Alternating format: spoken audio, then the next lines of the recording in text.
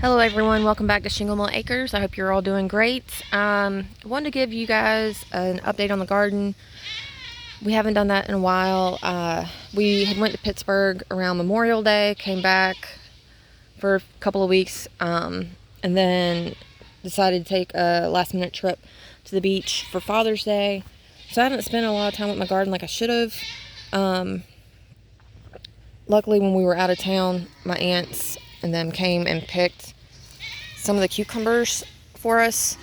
As you can see, this turned out super awesome.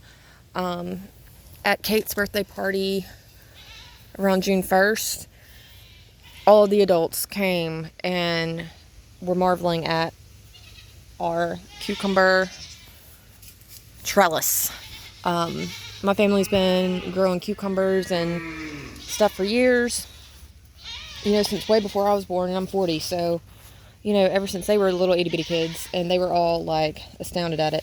The problem is, in the last week or so, since we were gone, we've got a lot of leaves getting eaten up, and I know what's causing it, but I don't really know kind of what to do about it. It's these little yellow spiky things. They look kind of like caterpillars. I got a bunch off yesterday.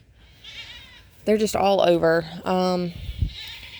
See, this leaf has a bunch on them, but they're killing the leaves and stuff. So I've been, even though it kind of hurts a little bit because of the spikes on the stems, been tearing the leaves off, then mushing them into the ground to try and get rid of them. Because I don't really want to spray stuff, because I love the fact that, the kids can just come out here and, well, mainly me, because I do it all the time. But I can come out here and just grab a cucumber off the vine and eat it right from, picking it. So I don't really want to have to spray anything. It just sucks that they're all over the place. They're definitely... See, that's a big one. Hello. Hi, Kate. You finally joined me. Thank you for finally getting outside. So they're just completely destroying them. So we got to figure out a way to deal with them. We may end up having to put powder or something on them, like 7 powder. I don't know.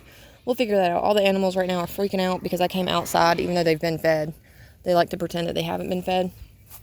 So I did learn, the cucumbers I planted down on this end ended up not doing as well, because the zucchini completely took over and came this way. I accidentally broke that one yesterday, I think. That's a zucchini that grew through the trellis. We've got a lot of figs on it. Usually on our fig tree, the birds eat all of them, so I'm a little bit worried about those. Excuse me, babies. Woo, we got a big briar coming up there, so I'm gonna have to dig that out to find where the root bulb is. The grass is growing better than the tomatoes in there. I've got to get that out. The black beauties were doing really good, but we've got end blossom rot, so we've got to, Dennis sprayed stuff on them yesterday to try and help prevent the